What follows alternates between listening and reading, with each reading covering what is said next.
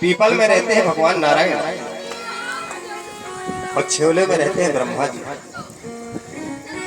इसलिए ब्रह्मा को साक्षी मानकर के है खाम छेवले का हम मंडप में लाते हैं। और जब परम पिता ब्रह्मा जी आएंगे तो वहां नारायण भी आएंगे और वहां महेश भी आएंगे।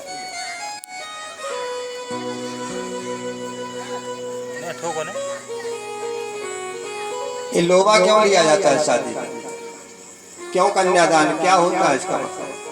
क्या हमने आज तक अपनी प्रथा को समझा? ये सात भावनें क्यों पड़ती हैं? कभी हमने अपना ये हिंदुत्व जानने की कोशिश की कि क्यों ये विवाह होता है, क्यों सात भावनें पड़ती हैं, क्यों कन्यादान लिया जाता है और क्यों ये मंडप गाड़ा जाता है? कभी आपने सोचा, विचारा? पंडित जी ने कह दिया काम मंगाओ, तो अपने अपने तरीके से सब अपना कार्य करते हैं, लेकिन कभी हमने अपने हिंदुत्व का कभी विचार किया कि ये क्यों कार्य होता है, क्यों होता है, किस लिए होता है? और ये सात भावनें ही क्यों पड़ी? 8 क्यों नहीं पड़ी, 9 क्यों नहीं पड़ी, 6 क्यों नहीं पड़ी? कभी विचार किया? ये आपको कथा में मिलेगा। बहुत अच्छा सुंदर प्रसंग ये कथा में आपको प्राप्त होगा। हमें अपने हिंदुत्व का पता होना चाहिए, हमें अपने मानुष तन का पता होना चाहिए। जो हमारे बड़े बुजुर्ग पितर्ग पूर्व जन्म भी हमारे इस नियम को बना गए, आखिर बात क्या है, ऐसा क्यों होता है, ये हमें नॉलेज होना चाहिए। आज किसी से पूछा जाए कि कन्यादान क्यों किया जाता है, तो चाहे वो कितना बड़ा बुजुर्ग हो, ये नहीं बता पाएगा क्यों होता है, क्यों मंडप गाड़ा जाता है, क्यों सात भावनें पाली जाती हैं।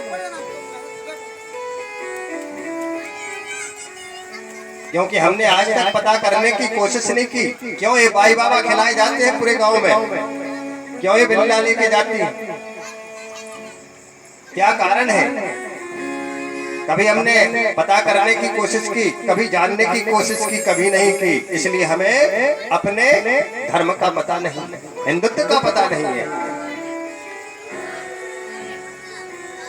ये आपको कथा में श्रवण कराया जाएगा, मिलेगा आपको। क्यों पिता पीला हाथ करता है, क्यों उस लोबे को रखा जाता है, क्यों एक से दूसरे के हाथ में जाता है, क्यों तीसरे के में जाता है, क्यों बर को सौंपा जाता है, क्या कारण है इसका? कभी हमने जानने की कोशिश की?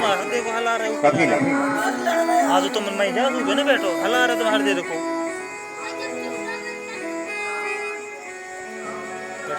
सच्चिदानंद रूपाय विश्वोत्पत्त्यादि हेतवे तापत्रय विनाशाय श्री कृष्णाय वयं नमः।